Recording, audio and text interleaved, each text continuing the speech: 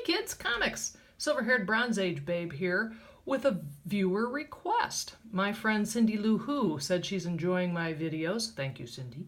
But as a non-comic book collector, she says I'm throwing around a bunch of terms and phrases that she doesn't understand. So would I do a little tutorial? So I think that's a great idea. And for those of you who are already in the know about comic book lingo, I'll see you next time.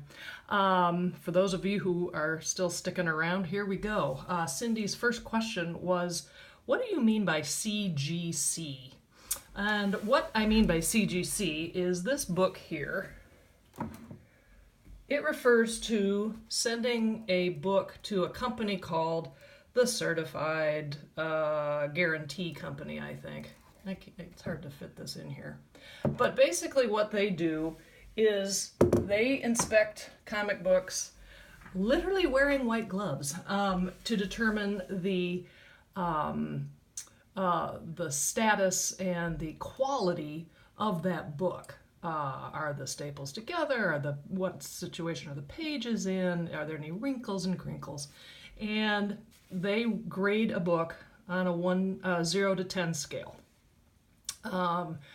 Just FYI, no book ever gets a 10. 9.8 is the highest a comic book could basically get.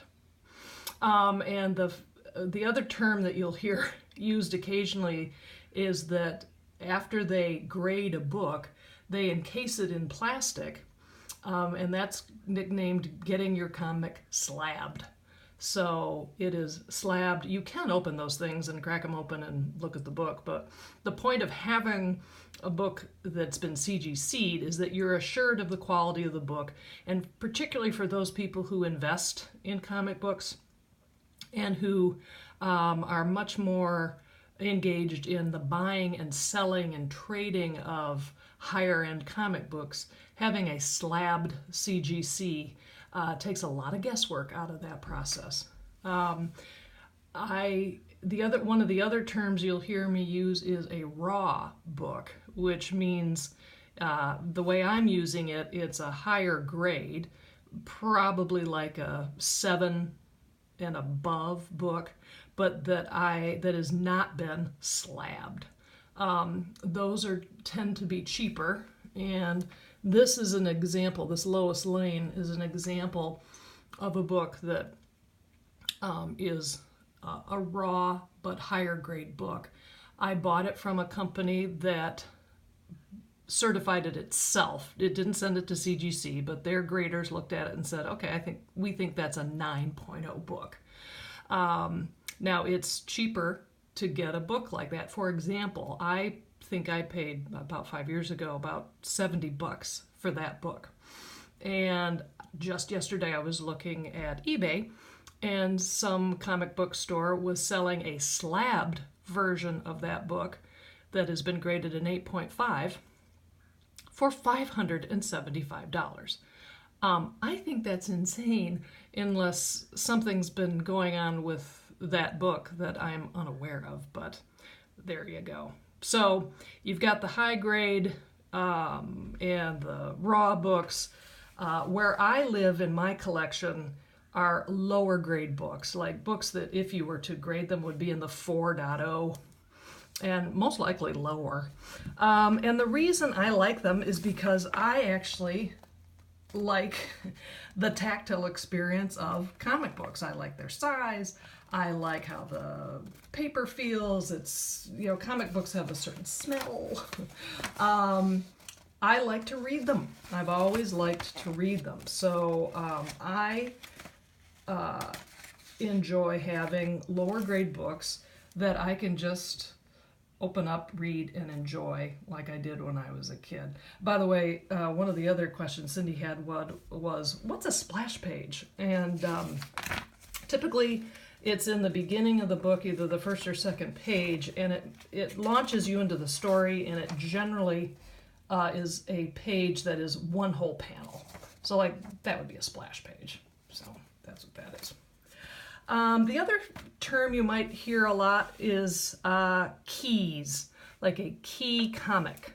And that refers to an issue that is very famous among collectors because it generally means it's the first or second appearance of a character or the death of a character. And so collectors are seeking out those kinds of books. Now, I have key issues, but again, because I'm a lower grade collector, I actually have low grade keys. This is an example of one. This is from 1959, and it's the first appearance of Titano. I did not get it because I really like that Super Ape. I got it because of another issue that you'll hear me talk about a lot, which is a run, which is a complete numerical collection of a comic. So I have a run of Superman from 1959 through 1979. So when I was completing my run, I just didn't have the money to spend on a higher grade book of this because it's a key, but this one has a lovely chunk right out of the cover, and in my mind that's perfect for my collection, so that's why I added this one.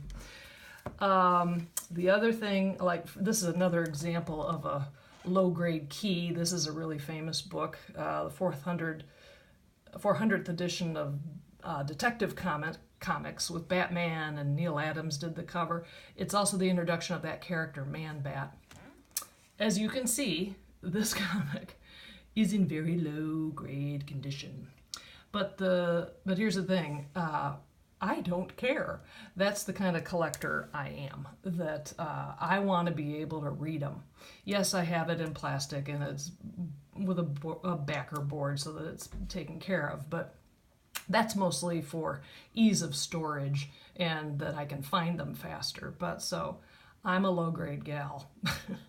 The only other thing that I'll mention is that when I say a DC, that's the publishing company. DC is the company that publishes Batman and Superman and Lois Lane and Wonder Woman, versus Marvel, who does Spider-Man and Iron Man and the Avengers. So a lot of times people choose off which company do you collect, and I've always been a DC gal. And the other thing I should mention is that there are two eras of comic books that I collect. One is the Silver Age, so that's why I'm the silver-haired, and that runs from roughly 1950 to 1955 to around 1970, and then this is a silver.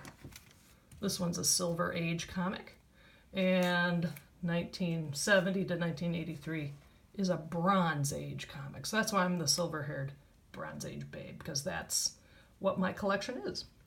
Okay, hope that helps. Thanks so much for watching. I'll see you next time.